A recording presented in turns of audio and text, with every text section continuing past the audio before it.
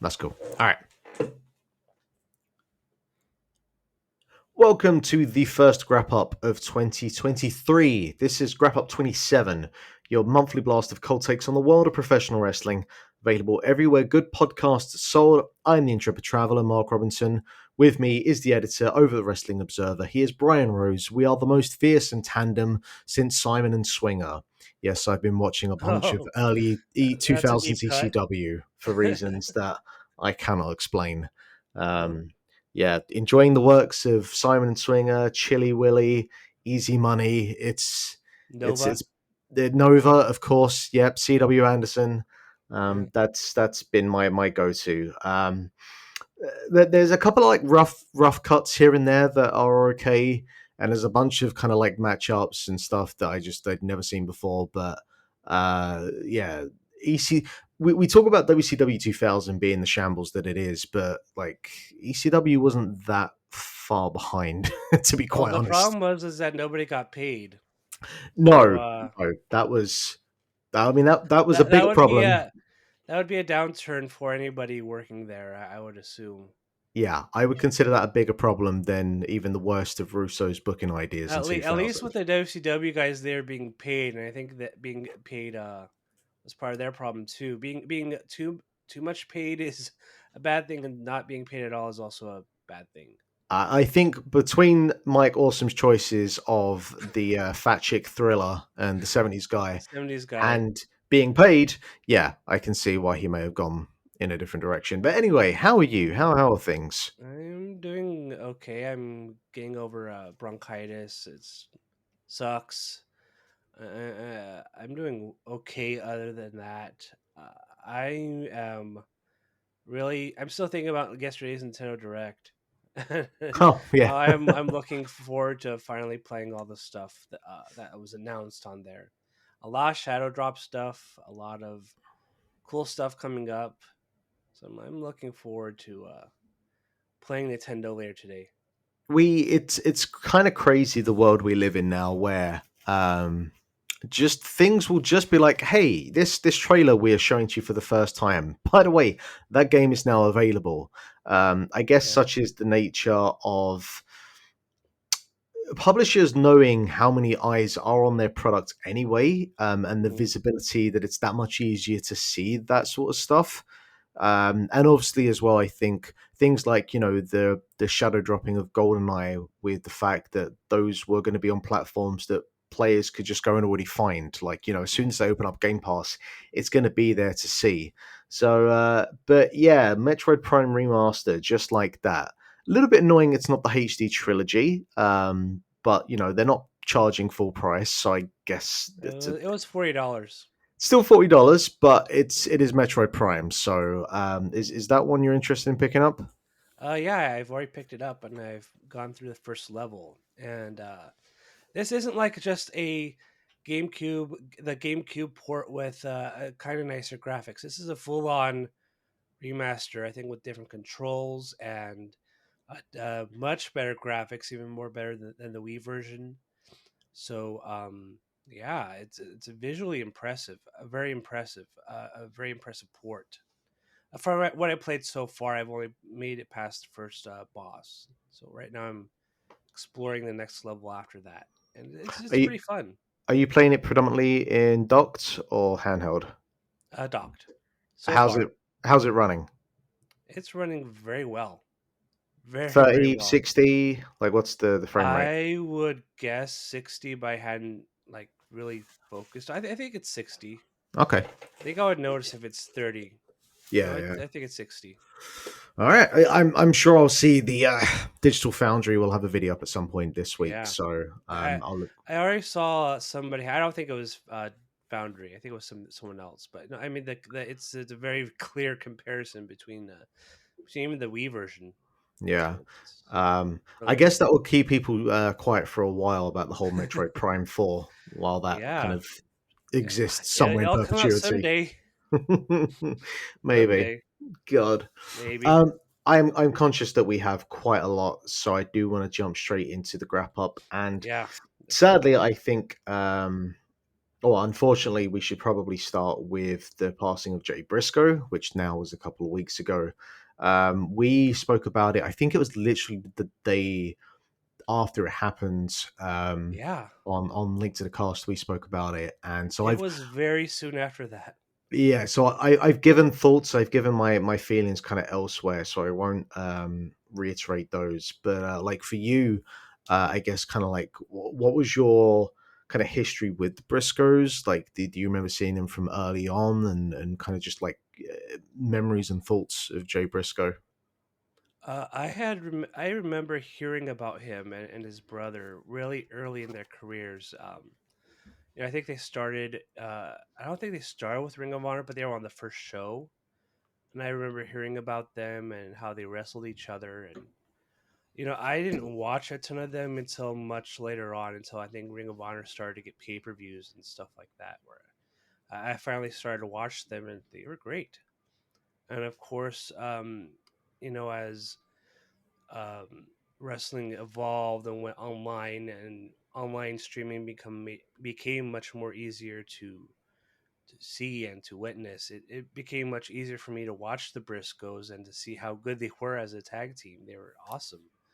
They're one of the best, and they cemented that in the last year with their feud with FTR. They had three of the best matches of the year. I think one of them was my match of the year. And with Voices of Wrestling, I think the dog collar match was their match of the year, and I think people voted on that.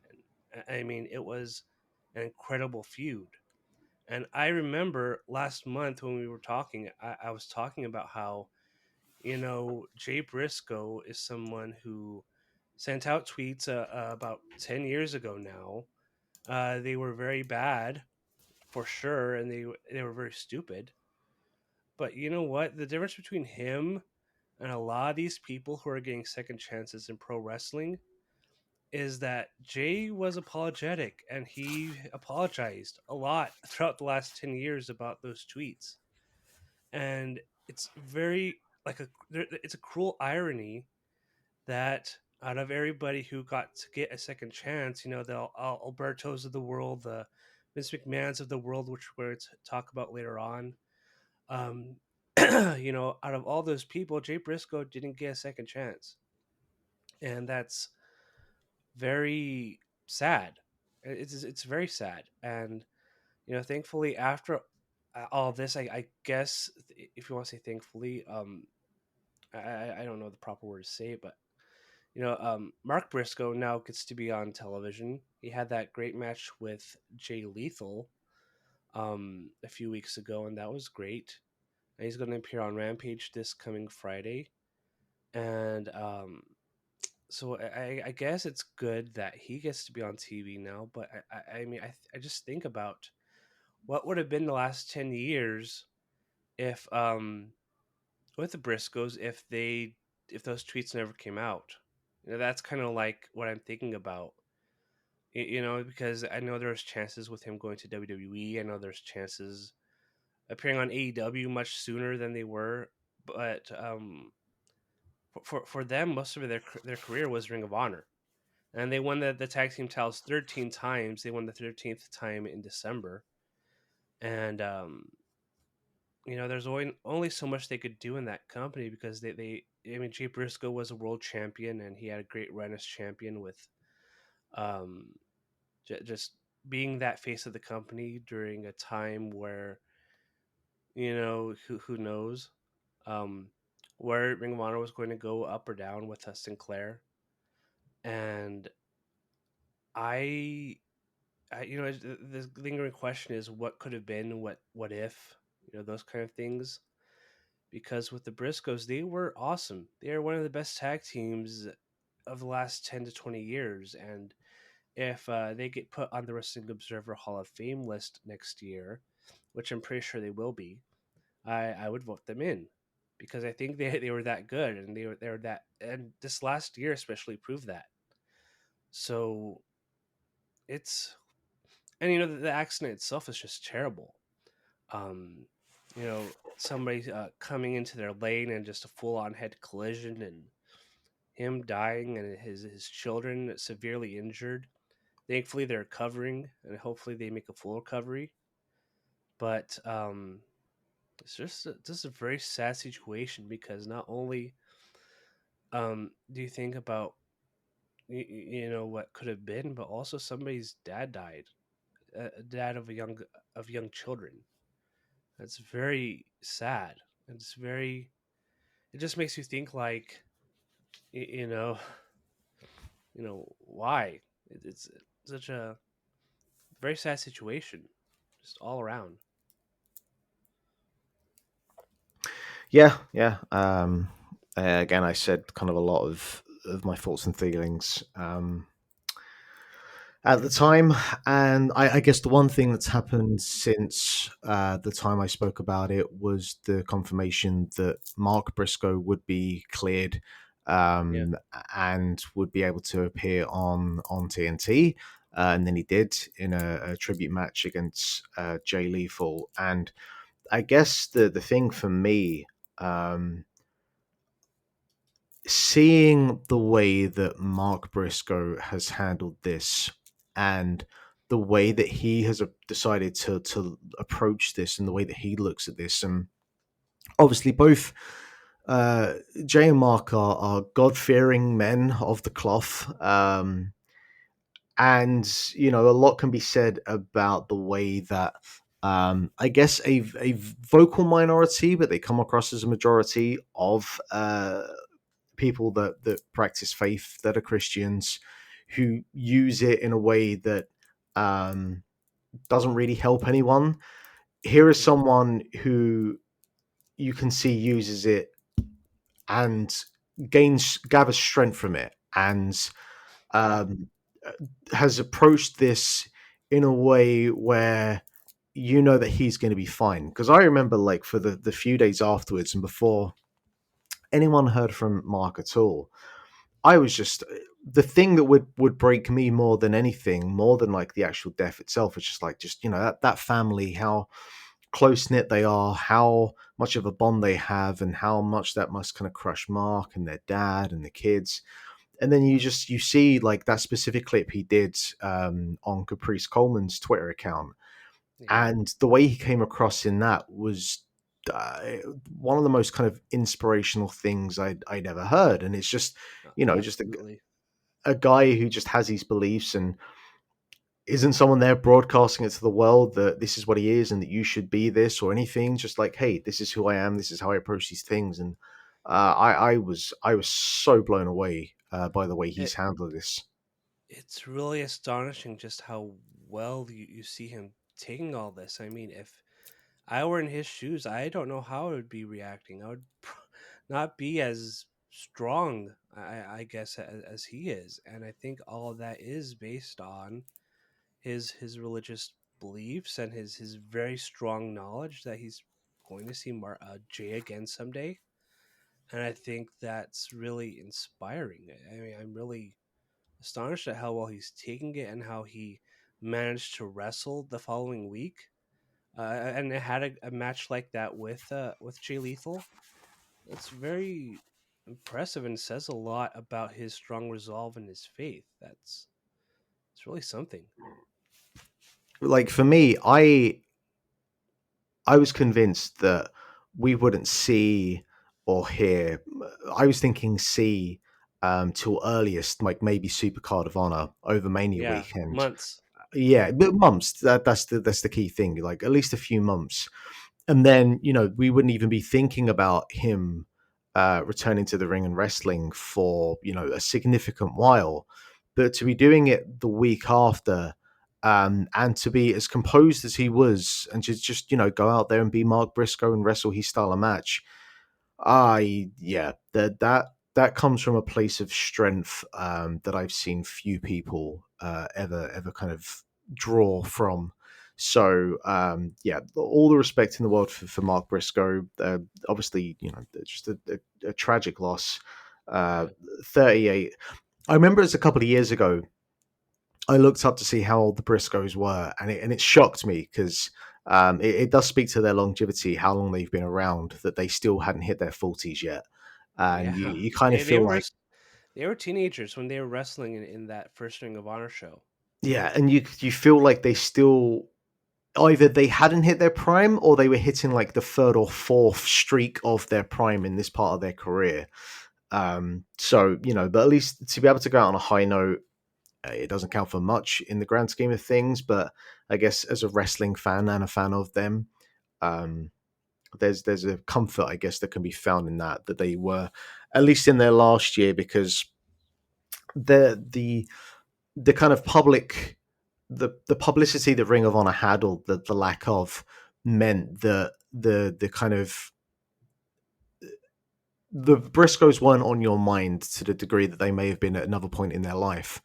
Um, and just for them to be able to go out in this fashion and to be at the top of their game, and to have in many people's minds the match of last year, you really can't go out on a higher note than that. So yeah, rest in power, Jay Briscoe. Yes. In another bit of awful news, but for different reasons, Vince McMahon has returned, Oh yeah. which sucks. Just, uh, I mean, I feel like everyone was kind of thinking that at some point he would return in some capacity. He would Um, try. Yeah. the way that he's gone about it and basically held the company at ransom, Yeah. uh, I wasn't expecting as It, much. it was a Yeah. coup. It was a coup. Let's be honest, because I mean, the story is that he sent a letter to the board of directors and in December, and he said he wanted to come back to facilitate a sale, and they were like no, and the board unanimously voted against it. So what Vince McMahon did, as majority shareholder, because he didn't give that up when he resigned, what he did was he forced, I think, two or three people out, and he put in Michelle Wilson and George Barrios, who were his former presidents that he fired a few years ago. But I guess they're just back now in the board of directors. He put them back in. He put himself back in, and now he is. And my doorbell's ringing. Oh, My if door. you need to go, if you need, do you need to get it? It's cool. I think I need to go and check on that. Go and check on it. It's I fine. will be. You can finish the story. I think you know the rest. Yeah. I'll be right back. I'll carry on. I'll carry on. Yeah. So McMahon returned. He retired in 2022.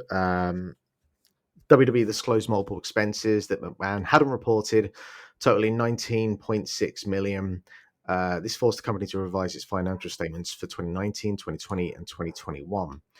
Although the payments are related to the company's investigation of his alleged sexual misconduct with former employees, McMahon reportedly made undisclosed payments to a $5 million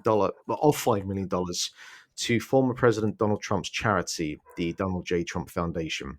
This was in 2007 and 2009, which I guess doesn't come as a surprise considering Trump was around for Mania 23, which was 2007.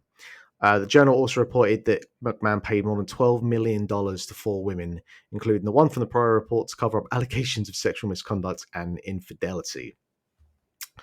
So, there's a bunch of things here in the CNN article, and this kind of tells you like how serious this is, that the kind of mainstream public has picked this up. The Peacock point out as well. Oh, sorry. CNN point out that WWE struck a deal with NBC's Peacock to stream the network to a value of more than $1 billion.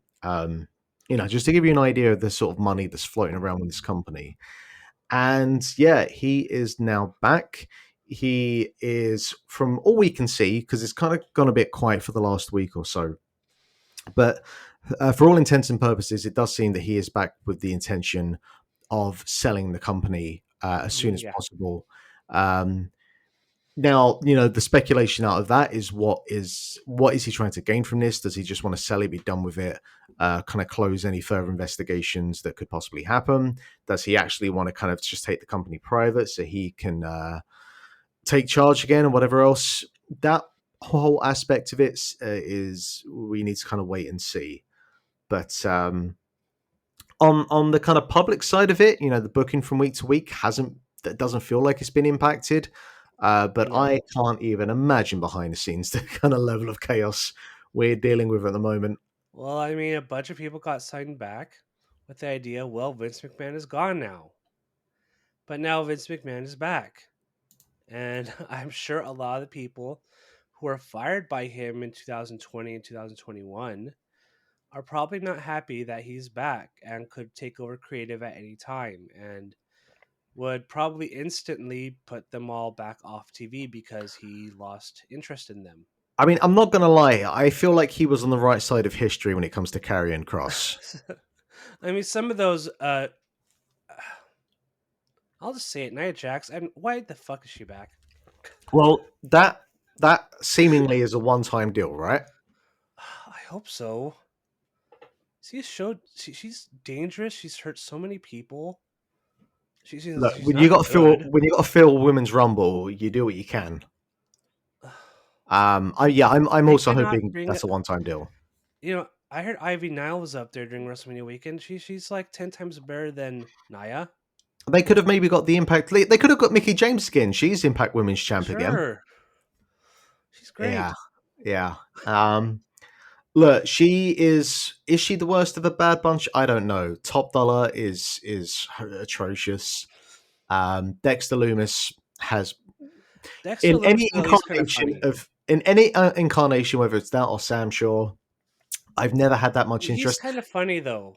And he also barely Like, wrestles, so you know. he's not good. He and Baron Corbin had a match on Monday that was 3 minutes, and I'll just quote Brian Alvarez. He had like three chin locks, or Baron Corbin had like three chin locks in there in those 3 minutes, which is really astonishing. And I mean, he's not good. I want to have brought him back, but at least he's kind of funny. but I just know at least with Top Dollar, you can make fun of him for the stupid dive he tried to do. yeah, and his Twitter account. Um, But yeah, like I'm not going to lose sleep if Vince did decide to come back over and hoof a bunch of people out. But to be honest, that isn't and the like, the kind of core thing here. yeah, it's more like, yeah, he got himself a second chance because he's a majority shareholder, and now it's like, I know a few shareholders have sued him, but is that going to go anywhere? I don't see that. I mean, I Um, appreciate the gesture. yeah, yeah, being like, yeah, you can go for it.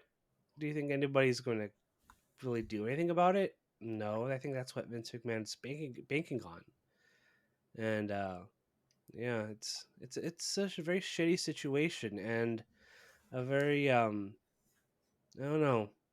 I know there's a lot of people there who don't like that. Stephanie left like a week Stephanie's after also they resigned. stressed to Yep. everyone after that on Friday, that Friday before, she was the one who stressed to everybody nothing's gonna change. And then that Tuesday, I'm leaving. Bye.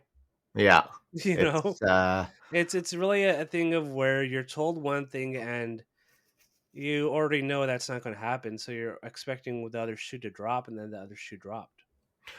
and also adds more fuel to the kind of uh understanding or wondering what is the situation between Stephanie and Triple H, because it doesn't seem like there have been rumors and rumblings about the kind of status of what's going on with them two, Yeah, and about that. it's just all chaos. Um, Yeah, and as they come up to the most important time of the year for them and trying to figure out what's going on, kind of storyline wise, because I guess we can bleed into the Royal Rumble now, and and to the be honest, the storylines going into WrestleMania are pretty strong. well, I mean, yes, but you have to Some of them, wonder if they know exactly where those storylines are going to like find officially end up. But we did have the scenario at the end of the Rumble where Kevin Owens lost against Roman Reigns, and they continued to put a beating on KO until Sammy decided that it was enough. It ended with him smacking Roman Reigns in the back with a chair shot, and the crowd erupted in a way I that ca- we've not heard a WWE crowd I erupt in some time. I can't remember the last time a WWE crowd reacted like that. Maybe like during the Attitude Era or, or something. That was a crazy pop. Yeah. Which, look, I think we've spoken about it that because it does seem that with this particular storyline that has been reviewed and analyzed to a critical degree, um, there really doesn't seem to be any. You're not allowed to have any black or white on this. There's no shades of gray. You can't just think that this is No, a very well executed storyline. It has to be shit and nonsense, makes no sense, and blah blah blah. Or it has to apparently be the greatest storyline in any form of media ever, which is a bit fucking excessive. that's a little bit excessive, but it's the best It's been WWE a storyline in years. it's been a well enjoyed storyline with the people playing their parts. Yes, at times it has kind of meandered around, but look, it's wrestling. It's done week to week, so I'm not It's gonna. picked up following Yeah, the Rumble. exactly. They've picked up, they've run with it. The problem now, obviously, is the fact that Cody Rhodes is back. And now I've always said that I think the match should be Cody and Roman Reigns. Um, I think you can do a thing where you transfer the heat and get the Usos against KO and Sami at Mania. I think you have to make that the main event of night one to kind of placate that in a way where I think fans would be happy with it. I think fans would be happy if you do that specific thing. But hey, we've got Elimination Chamber coming up, so fuck knows what's going to happen. But what did you think of this Mhm. angle? I think it's tremendous. Just really well done. Some of the best stuff WWE has done in ages in terms of storylines.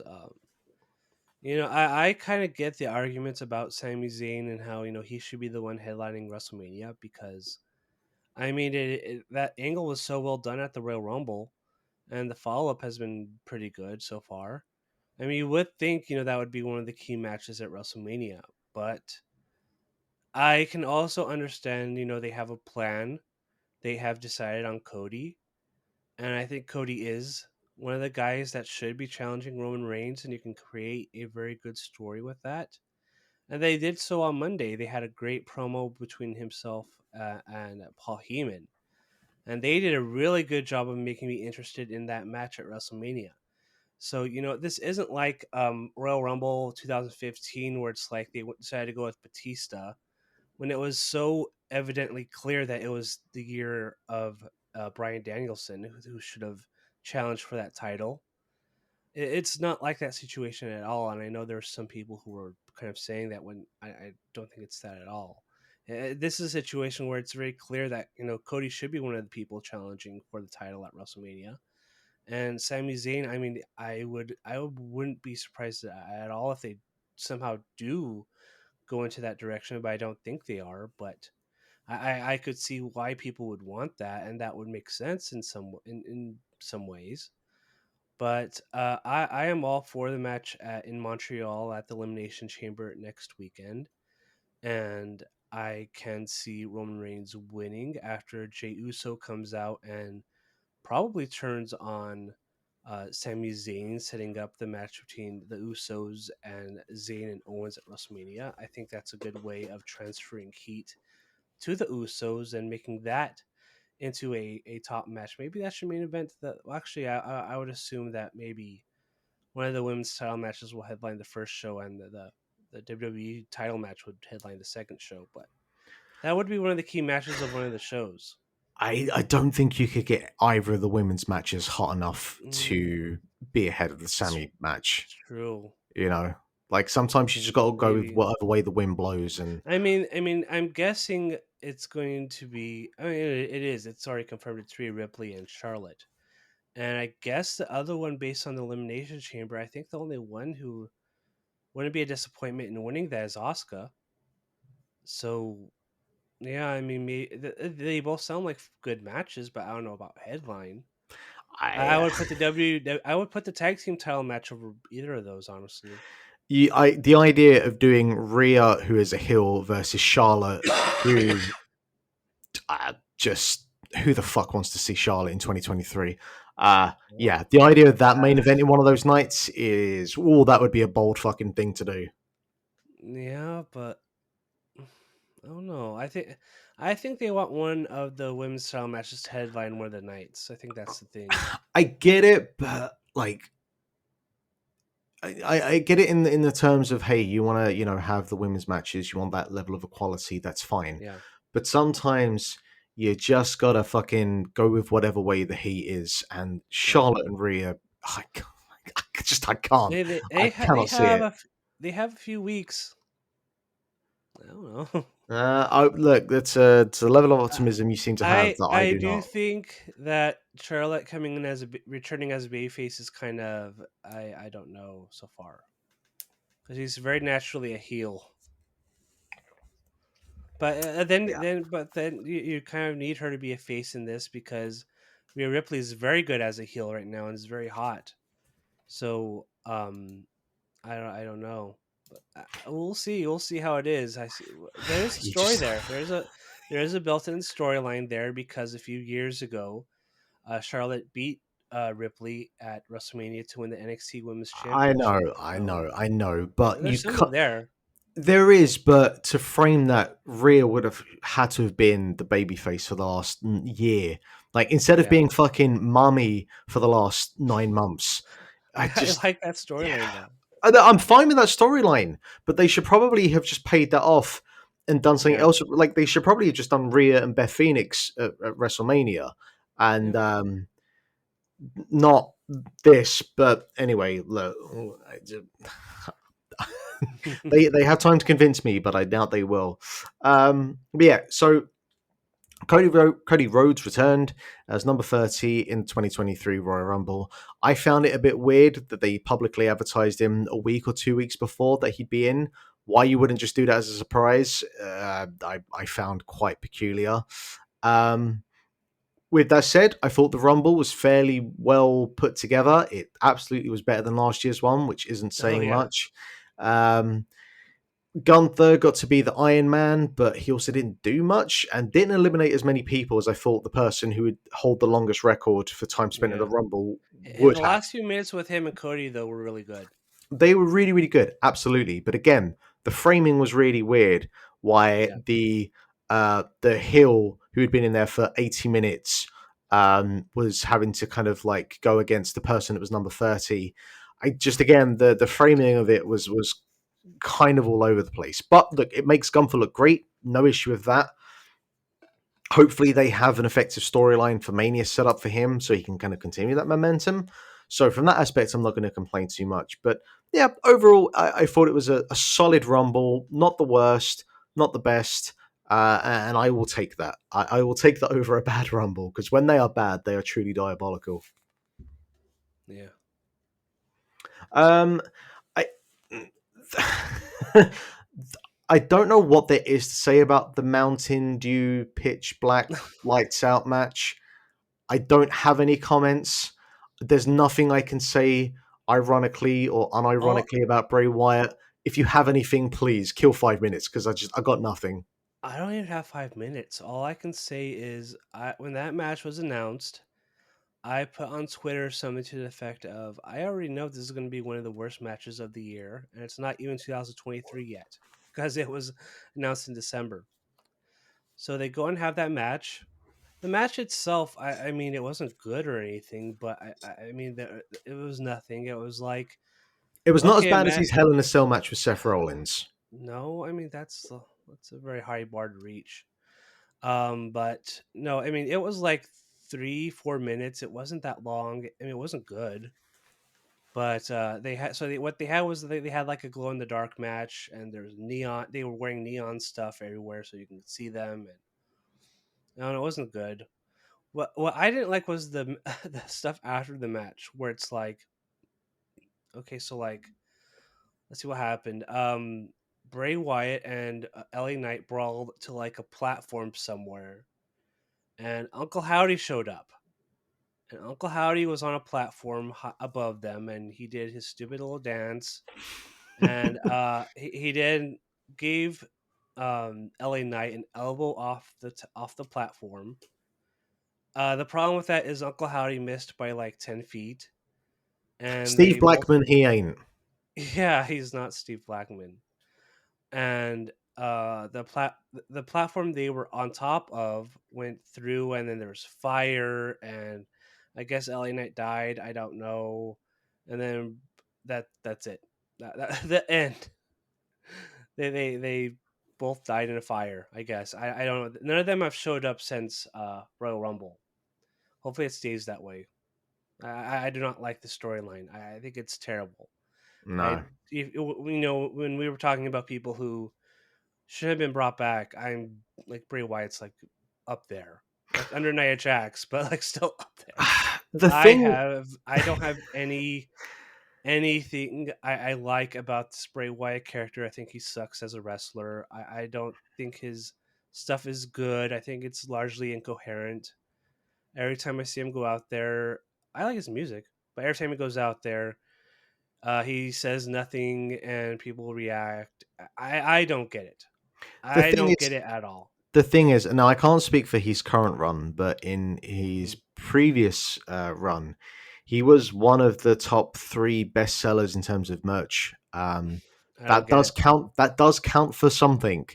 Now, Sure. to the public Joe viewer who doesn't care about those sorts of things, yeah, like, well, actually, in fairness, for the kind of general WWE fan, they seem to eat this shit up.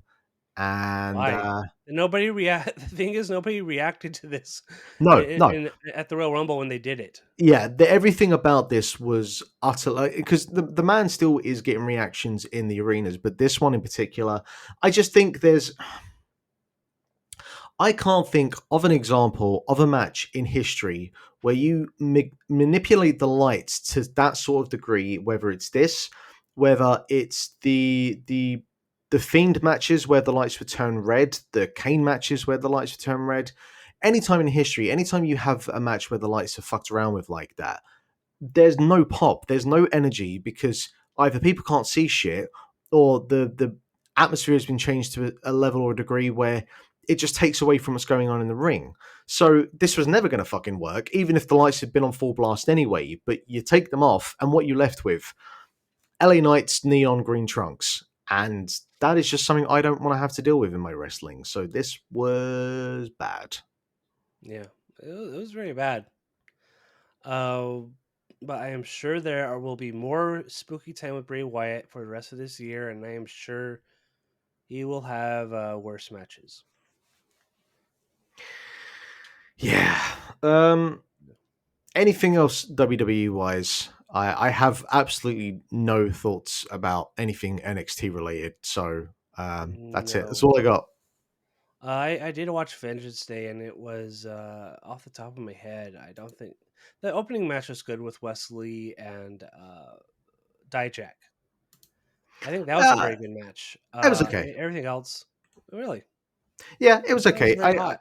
I thought it was all right. The crowd was with it, but um, it did feel very much, and this show in general felt like it was trying to be the NXT 2.0 answer to Takeover. the black and gold takeover era for sure. Um, but I think that Wesley is just an uninteresting version of a Ricochet, and Dijak, just his character has been completely decimated over the last Dijak's few character is years. not good. It's very, very NXT, I guess 2.0, where it's like he's out there, he's wearing an outfit, and he has the worst dialogue. The one of the problems in NXT right now is these characters are given horrendous dialogue, and I don't know Hmm. who's writing it, but horrendous dialogue, incoherent. I have no idea what he's talking about. Who are you seeking justice for? He, he makes sure to say justice a lot in his promos, and I'm like, who are you seeking justice against? I don't get it. So yeah, the character isn't good, but he's still pretty good in the ring. Hey, he's always The been an problem excellent wrestler. the problem is he's given a character and he doesn't know how to play that character, and you could tell it's not him. So you're just seeing this guy playing whatever he is given, and it's not jiving well. I also got a bit distracted because his like muscle definition has changed recently, and he Yeah, looks like he's the closest I've seen to an Akira Taue in the West. and it just I Really? could not take my eyes off of it. It distracted me greatly. So I hadn't noticed yeah. that comparison. Well, look, maybe I might be going a bit extreme, but it was there, and my brain went to that specific reference point. So there we are. Over in AEW, we didn't have any major shows, but we did have some really strong matches. And Dynamite across January just kind of felt like one home run after another. Obviously, Yeah, you very you do strong. have your weak points, but I can rattle off a good 5 or 6 matches across the month, which beats the one Raw match that I liked. So yeah, I think AEW wins television wise this month. Oh yeah. I mean, storyline wise, WWE has some good stuff, but they didn't have the match quality that AEW has. But at the same token, AEW kind of doesn't have like that one storyline right now that's as good as some of WWE's. So it's kind of like WWE has the stronger storylines right now, at least in the top programs, but AEW by far has the better in ring stuff. Yeah, look, here's the big thing. I can't remember if I've said this before, but I do need to make my point about this. This is my take. I don't find MJF anywhere near as compelling while he is the champion. I don't Yeah, think it's a fit for his character. And while I think that everything he does in terms of his presentation, in terms of his mic work, obviously, the way that he tries to make sense of these things or find ways to kind of wrap back around to him being the worst type of heel you can think of, I just don't think any of that makes him compelling as a champion. And I feel like it's yeah, a belt that is wasted on him. You could do this exact same feud with Bryan Danielson and not have the belt there. The belt doesn't really actually add anything of value to this storyline. yeah, And while I think the storyline is fine, there is the problem that this is a version of a storyline that they've already done multiple times before. Um, I feel like they run to this gauntlet style storyline so often because of the space between pay-per-views, because they only do the 4 major shows a year, and it's a really easy way to stretch out a feud over that course of time by, hey, have a guy wrestle every week for 5 or 6 weeks. And look, a lot of the time, certainly with Bryan Danielson here, you're getting a bunch of very very strong matches, including like the one last night with Roosh was phenomenal. But it does mean that you are running to this well several times. And like we were doing this with freaking Cody and MJF back in 2019 or early 2020. And it's several years later now. So I'm just a bit tired of them running to storyline. And it's either a case of they need to find better ways to pace out when to start building storylines towards the pay-per-views, or they need to have more pay-per-views to fill out the time in a more yeah, even manner. And if they went to 6 pay-per-views per year, like, hey, that's cool. That works for me. That's one every 2 months. I think that's a much yeah. more stronger paced, or would give the ability to pace their show stronger. But yeah, I don't know how you feel about any of the MJF stuff I brought to the table there. I think it's fine, but I think his stuff last year was stronger when he was chasing the title. I kind of agree with that. He doesn't need the title because he's such a good character that, you know, him being world champion isn't like that big of a deal. Like he could be like a singles guy and he can go for the title, but he doesn't benefit from being champion. But I think he should still be champion for a few months. But listening to Wrestling Observer Radio last night, Dave Meltzer pointed out that AEW kind of needs like a top babyface because WWE has some, with Sami Zayn and Cody Rhodes right now. But who exactly right now is one of the top babyfaces in AEW? I mean, And Moxley was the top babyface he last year, he was. but he's not been put into He's that not position at the now. moment. No, no. It's like they went with Hangman for a while, and doesn't seem to be in the cards right now. Um, I mean, you could turn Chris Jericho, but I don't think he's like a guy that would like generate business against MJF. And they also did that match a few years ago, so Yeah. it's already kind of been done. And it really feels like they missed a trick with Kingston, and part of that was, yeah, behind the scenes stuff caused some headaches here and there. Um, yeah. but it does feel like they missed a chance to, I'm not say necessarily put the belt on him, but certainly uh, kind of elevate into Put that him in a next higher level. position. Yeah, Yeah. yeah. So it feels like they screwed up a bit there. I guess we'll see what happens with Takeshita over the next 6 months to a year, because it feels like he's actually getting a bit of a push, and he's been associated with Daniel. With I will say Bryan Danielson on first attempt at least some point tonight.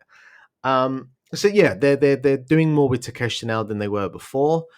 But you are right. I think if you were to compare, while you could say that MJF is the most effective heel out of the top heels, Yes. um, Sami Zayn without the belt is far more compelling at the moment and is getting the stronger reactions. Then hey, look, Danielson obviously will always get a good reaction, Yeah. He's um, at that level where he's going to get good reaction no matter what. but this is not WrestleMania 30. This is No.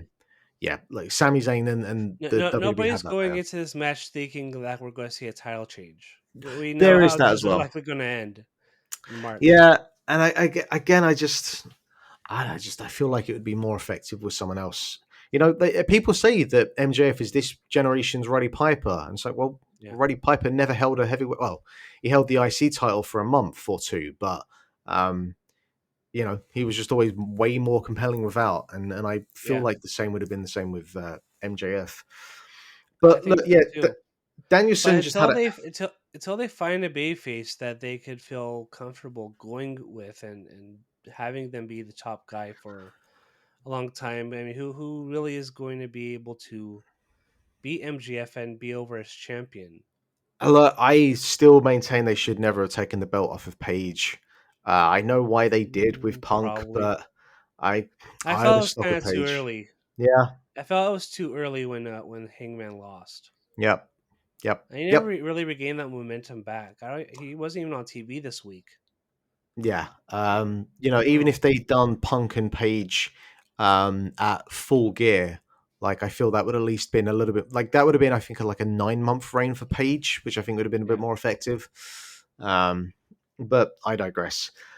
Yeah, Danielson was all over the shop in January. You had Danielson and Moxley against Top Flight, who then, by the way, Top Flight have had a really strong 6 weeks or so between this, the Mox and Claudio combination, and then the six-man last night as well. Top Flight have been really strong lately. Danielson and Takeshita, just an absolute banger of a match. Danielson and Bandito had a banger of a match. I didn't care as much for the Thatcher match, but the Roosh one again last night, that was incredible as well. And yeah, look, hey, let's have a feud where Danielson wrestles a bunch of people and he has really good matches with them all. Yeah, I can get on board with that. That works for me. Danielson is a very good wrestler. There's your hot take. yeah. And he's one of the best. The match with Roosh. I know we're talking a lot about stuff in February, but that match with Roosh last night was awesome. And his matches with Bandito and his matches in January with Takeshita. Those were awesome matches. And he's one of the best, and he had great matches with just about everybody in that I did not few weeks. expect Roosh to be as effective in AEW as some other people thought, because the man does have a reputation. I Um, know. but out of him and Andrade, it is kind of weird to see Roosh be the company man and just be as effective as he's been. Did not expect that at all, and I'm all here for it because the man has a great presence. Yeah, he has a tremendous presence, and he's had very good matches, and he's really been very good here in AEW so far. And I was very weary about him coming in because, like you said, he has a reputation, but it's been going well so far. They just need to figure And out what his stable is, because yeah, the thing with AEW is that the stables are very fluid. uh fluid. That is the word, because one week they're all together, then the next week some people leave to form another group, or whatever happens to the Pinnacle. Nobody knows because it just got dropped one week. Yeah, yeah. One of the things with AEW is they're very good at forming stables but they're not very good at keeping them together because they will get dropped at a moment's notice. It's very weird. Yeah, you're not wrong. What happened to the Trustbusters? They were there for a hot second. Yeah, they were there for a while, and then they just separated. What's it, Harland, and he's with the Trench. Which, yeah, That they which finally gave him a name. in fairness, that is a better fit. But again, yes, it's just like you've kind of plucked this thing out of here and put it over here, and hey, Yeah, sometimes you just got to do it. But it's a bit jarring. yeah, it is. Um, It's very weird. but yeah, I think the television product has been strong. The ratings have been a bit up and down. But I mean, you can probably just explain that better in terms of like American football but well, actually, is NFL on Wednesday? I have no idea. I No, don't know a goddamn thing about no, football. So that's why AEW is on Wednesdays. They don't want to go with NFL. oh, okay. So what's their They don't excuse want to then? do what WWE does on Mondays. Why are their ratings down then? Um, I don't know. They are down. Um, I It don't just have seems they like a very can't. They solid answer. I think when the ratings were very high, I think the peak was when WWE was very cold, and a lot of people were jumping from WWE to AEW, so people were tuning in and watching that. But now you're at a period where WWE is, if anything, pretty hot, at least in terms of business. That they're doing a very good job in business right now, and the ratings are pretty good. And the WWE has momentum, and AEW is trudging along. They're doing okay. I mean, most weeks they have very good matches, but there's not that storyline there where it's like, I need to tune in and see what happens next. They don't have that, and I think that's probably one of the problems. And Dave Meltzer said it again last night.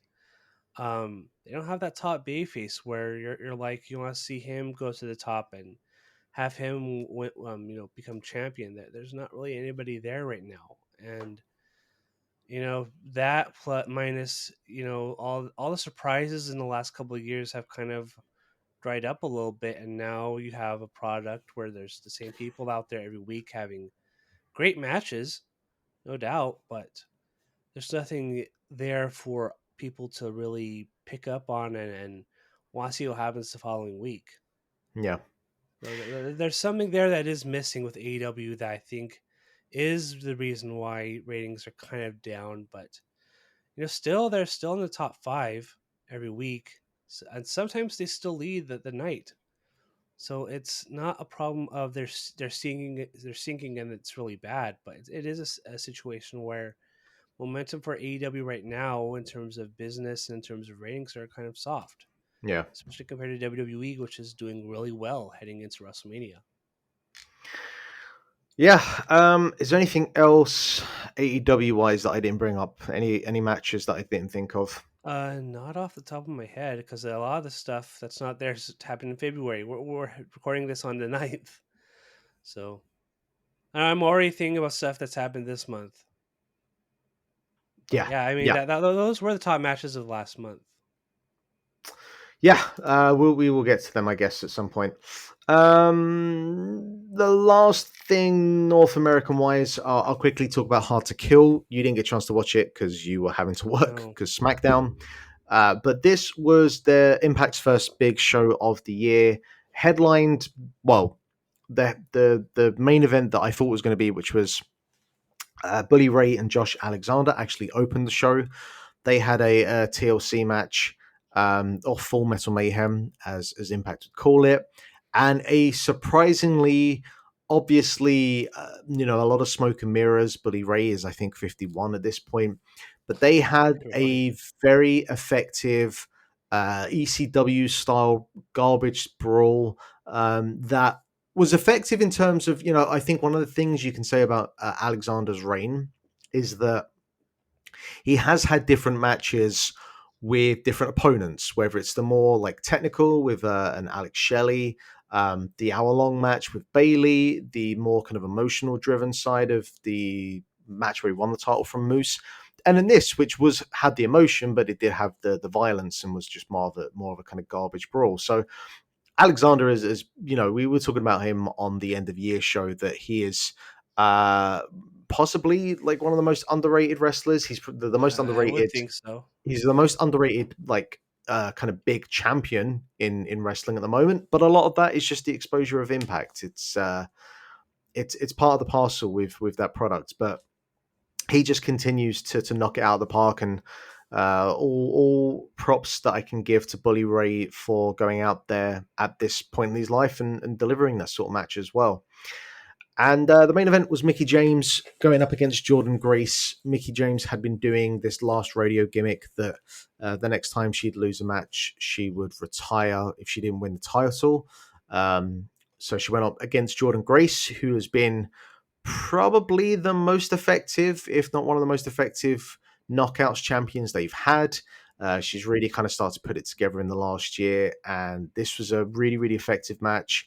Obviously, the emotion was there, but both of them brought it, and a really strong reign for Jordan Grace.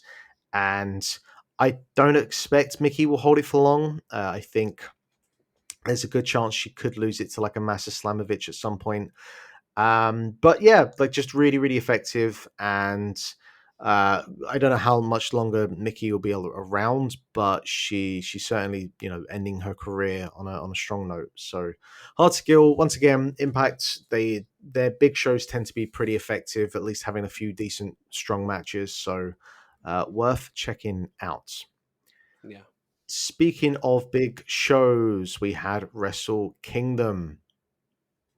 And look, I'm just going to bounce to the two core matches because I feel like that's what we're here to talk about. Other than, I guess, the introduction of Sasha Banks or Mercedes Moné, who didn't have the best introduction, but it's okay. Okada's reintroduction wasn't that great. Like she'll be fine. She'll Yeah. figure it out. She's already I mean, sold all the package. Okada's was considerably worse. So She at least sold all the there's that. tickets for the show she's appearing at. So Yeah, like actually, it's sold out. so you answer that, by the way. That's in California, because as always, I imagine Uh, California is only like that 3 hours long. yeah. No, that's in San Jose, and that's a little too far away for me. And I've already Okay, made plans to go to WrestleMania, so I'm focusing on that. fair enough. Fair enough. Yeah, like Kenny Omega, and Will Ospreay had a match that some people called the greatest match ever, one of the greatest matches ever, one of the greatest matches in Wrestle Kingdom history. Stick your bit of praise that you want to put on there. For me, thought it was an incredible match, but I didn't go 5 stars. I went 4.75. I thought it had a couple of bits at points that took me out for long enough. That kind of like with Taker and Michaels, where I went 4.75. Me and Brian Alvarez, we can go full 5 on it, which caused uproar to a community for a while. I went 4.75 on this, and I stand by my decision. No, I went 5. I mean, it was even the entrances were awesome in this match. Kenny Omega and Will Ospreay just had an incredible match. One of the best I've probably seen in at least in a while, at least dating back to Okada and Ospreay's matches in a few years ago. Just everything just looked so good. The timing was incredible. The moves, some of the big high spots of the match were incredible. And I'm not too good on recalling every specific thing that happened in a match, but I can remember some of the stuff in that match, and it's been like well over a month since Wrestle Kingdom, and it's still resonating with me a lot.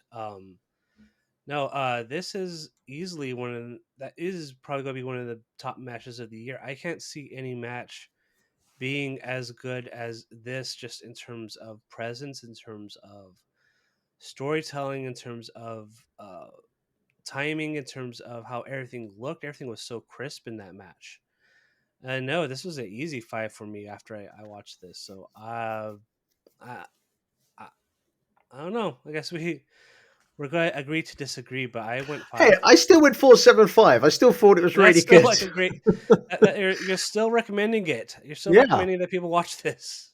I would say definitely watch Kenny Omega and Will Ospreay. And hey, I'm sure they'll do this again at some point, and I'm sure that'll be exceptional Yeah, as well.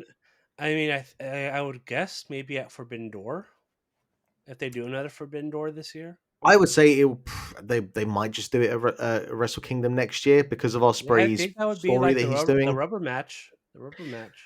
Yeah, it feels like with the storyline they're doing, that'll be the case. Because Yeah. Will Ospreay is sort of doing this redemption storyline now, Yeah. which started with a fucking incredible match with Taichi. Goddamn, I love Taichi. For me, I think he's one of the most underrated wrestlers since going heavyweight. He just, I love his Kawada style. It's for me. I did hear that was a very good match. I have not seen it yet. How long ago was that match? It That was kind of was recent, right? within the last week. It's a February match. I know that much. So I guess played games instead. I don't know. For me, it's like with New Japan, it's like if there's a major show, I'm going to watch it, and it's 10 times better if they do a show during the weekend for me. But I think that show, I don't know if that show was on a Saturday or maybe it was like on a Tuesday or No, something. I think it might have been during the week because it was part of Yeah, their New Beginnings tour. I want to say. yeah, Um, so yeah, it was like night one and night two, and I don't think it was a weekend. It wasn't like a kind of special attraction show. It was more just this was. yeah. I think this was the main event of that particular night, which I still appreciate, and I thought it was a very very effective show. During the week, I take every chance I get to have like free time so I could just do stuff. So I did not watch that. But I I can will fully very understand. likely watch the one this weekend.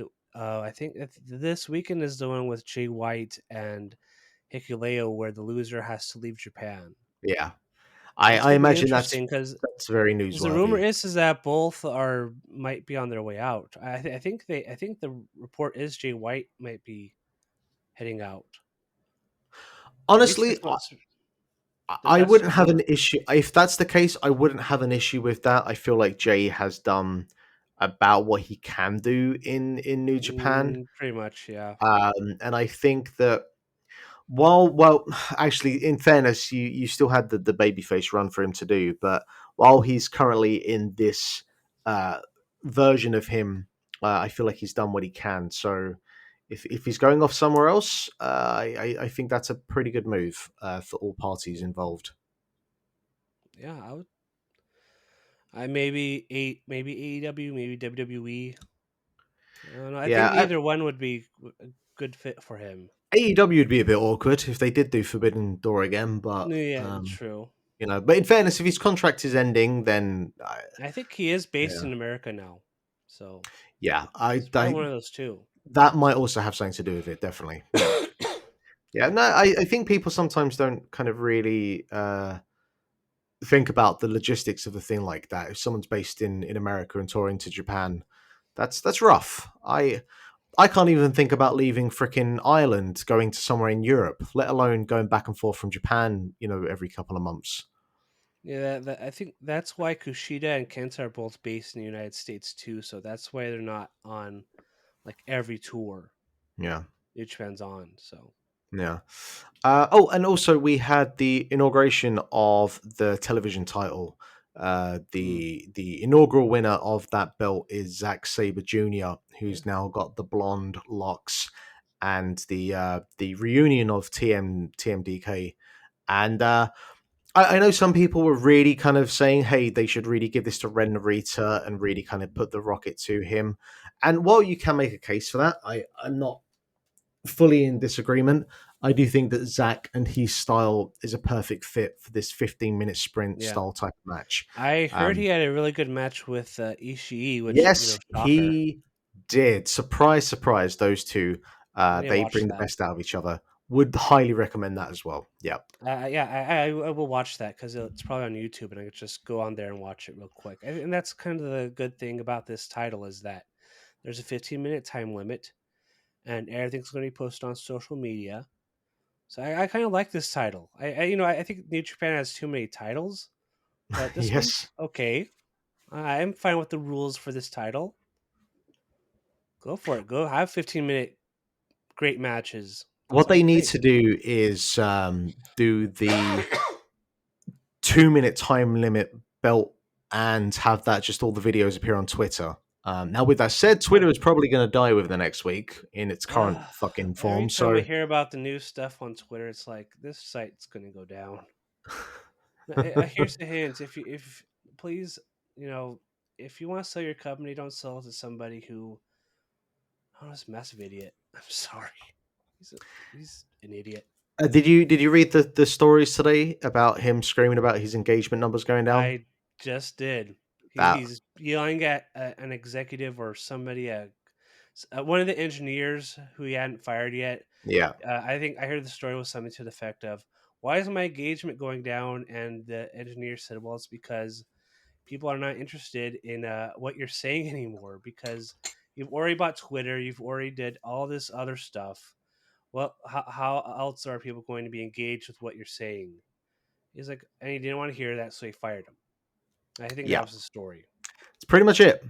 Going well over there. Going well as he continues to Going very lose well. more and more of his money, which could have. And if those other rumors are true, I mean, there's not going to be a website in a few months.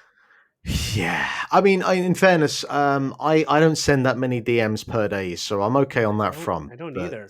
um, Like yeah, I'm on Twitter a lot, but I do not use Twitter a lot, as in no, sending out tweets or DMs or videos or whatever. I was upset on Tuesday when I couldn't do tweet Nintendo Direct stuff. yeah, I wanted to tweet about the dog and Pikmin, and I yeah. wasn't allowed to. It's okay. It's okay. I think if like for me, I could probably do because I do have times when I can ramble on. So having a restriction probably isn't the worst thing for me. And to be honest, it isn't the worst restriction for a bunch of other people that really only need to Yeah. tweet a couple of times a day. Um, and I you think know the what? incentive for that is they want you to buy Twitter Blue. Of course, and the best thing about it for me is it makes it so much easier for me to just block people because well, while TweetDeck still works, I can get a separate icon so I know exactly as Twitter Blue, and as they pop up, and as I'm not interested in their content, boom, they're gone. So that will make that easier. But yeah, Yeah. whether Kind of Twitter like is still around in a few kind of like months, the Scarlet Letter for Twitter. yeah, but it's just a little clown icon instead. It's great. Um, I guess we can also jump over to Noah because during the first week of the year in Japan, all the different companies have put in different events on. We had the return to Japan, but not to New Japan, but to Noah for Shinsuke Nakamura as he took on the Great Muta, um, which is just a wild match conceptually to think of.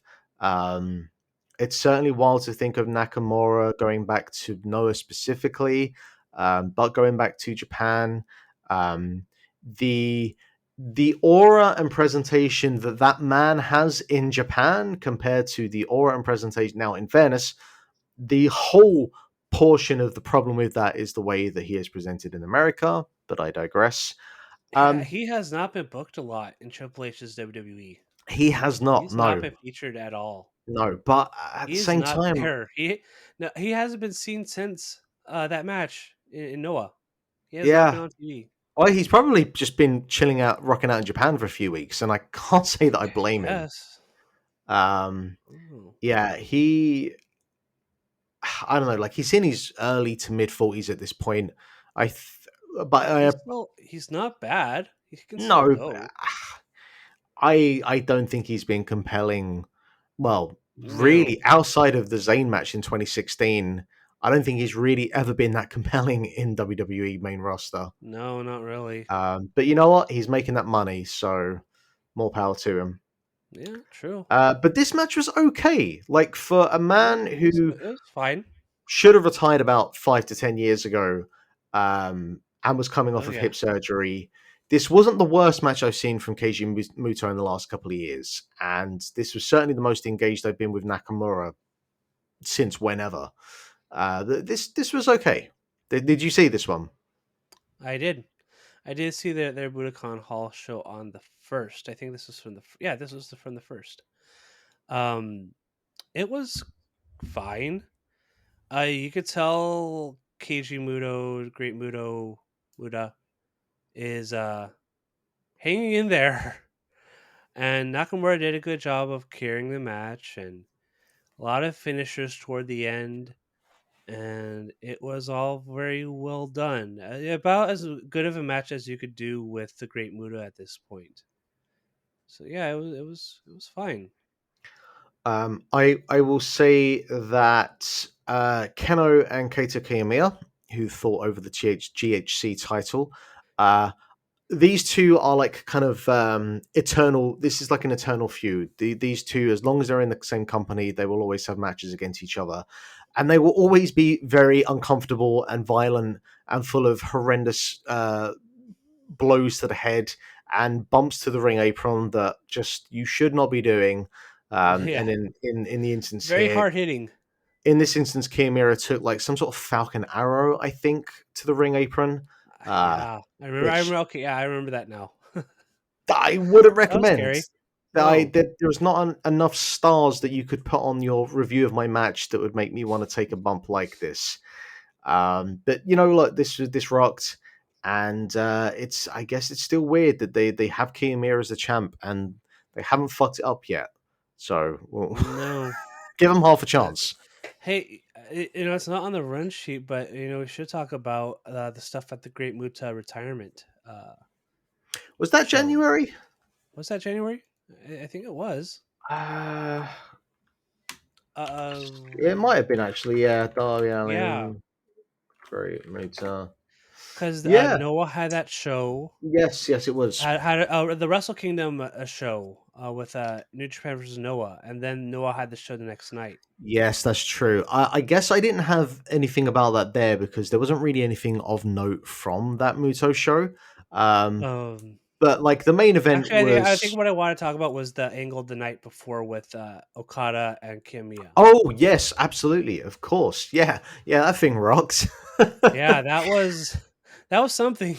Yeah. Like you don't see Okada get that mad every day, and just wail Kiyomiya, and just a huge brawl, and you could see a welt on his forehead. That was so good, and the crowd was so into it. That was really really good stuff. Uh, the match was whatever, but all the stuff post match was excellent And and this really, is the thing. Like Okada for the last couple of years, he's obviously had excellent matches up and down the card, but there's nothing really that you felt like he has pushed himself to that next level in terms of showing any emotional character. He's the yeah. rainmaker. He's chill. He's just blase. Does his He's very thing. chill and blasé. He doesn't get that mad And about every now and anything. again, you need to show a bit of fire. And Yeah. like that Jay White feud was horrendous because it was just stone cold and there was nothing to grab Yeah. onto. I And wasn't into it. what it was missing apparently was someone being kicked in the face really hard. Yeah. And yeah, just the way that Okada responded to it and the way that it became a hockey fight and it didn't kind of crescendo and then people were pulled apart and then that was it. It went and it kept going and going, and the way that Kevin Kelly sold it on commentary and like basically going to the ref like, what the fuck are you doing? You like throw this one out. I thought this was just a masterclass in gaining heat for a match out of nothing. Uh, in what could have just been a throwaway 10-minute interpromotional match, they've made one of the most compelling things of the year. And we actually are getting that match. Like, we don't have to wait a year. They're doing it. It's Which this month in a few weeks. yeah. And I think that's the thing that people were kind of like, oh, yeah, this was really cool, but we won't see anything about this in Well, forever. I And was thinking nope. after I was like, well, are we going to wait until the next Noah versus New Japan show next year? No, it's next month. It's at Keiji Muto's retirement match ceremony or whatever card at the Tokyo Dome. Yeah. Yeah. And I bet And Muto that's must a be. that's a Tokyo Dome level match. I'm thinking Muto is delighted he has that match to, make sure that tickets are sold for this thing. Oh yeah, because I Yeah. I am kind of wondering like Keiji Muto is like the last person where you can have like a retirement show and people would that amount of people might show up at the Tokyo Dome. I'm not even that confident though, honestly. They did draw about 8,000 people for the Great Muta retirement show Yeah, at Yokohama Arena. I think, yeah, Yokohama yeah, Arena. yeah, yeah. I think it was 8,000. I'm not sure. I know it was It was higher about than that. the It was about that. yeah.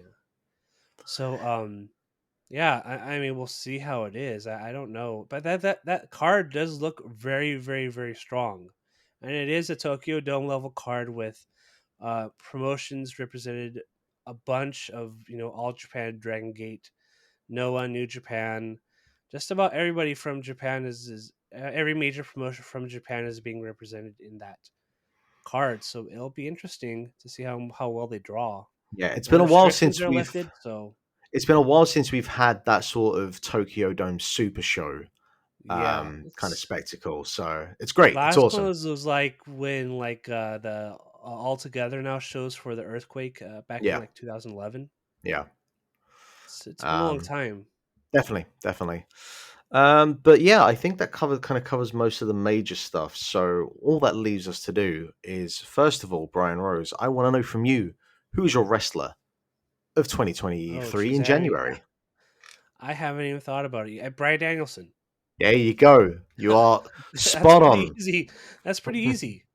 Just tremendous matches with Bandito and Takeshita. Just really good stuff all last month. And like I said, he's one of the best ever. So I would give it to him. I mean I mean maybe Will Ospreay or Kenny Omega, but that's a match of the month. So yeah, Yeah, I feel I'll like go with Danielson. I feel like Danielson is wrestling in a this is my last year wrestling on a full time basis sort of kind of like he is just Yeah, going all out. yeah, I do wonder what's going to happen when his contract expires. I think that's next year. Maybe I if yeah, he probably. signed a 3 year deal, it would probably be up fall of 2024. So yeah, Yeah. we'll see. We will see. We will see. Yeah, I would be in agreement. Danielson was incredible. A range of matches, and he's brought that into February as well. Um, Yeah, I don't know what an hour long Iron Man match with MJF looks like. I that's think going to that's be interesting. I think that's been part of this part the part of this feud as well, which has not worked for me. Is I'm not that compelled to see MJF in that sort of match. Like work rate MJF doesn't compel me. And he's kind of like the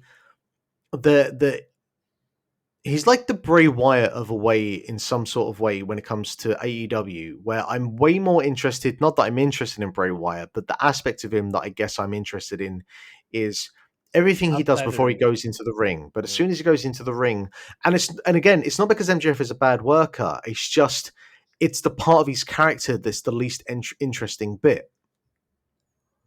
I think there are times where he is very strong. There are other times where I think he's not that strong.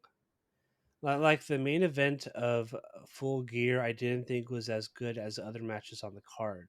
But there's also MGF matches where I think he had like one of the best matches on the card. So it's very um I don't know. I do agree with you though that his character stuff is far stronger and more consistent than his stuff in the ring. So I do kind of get that.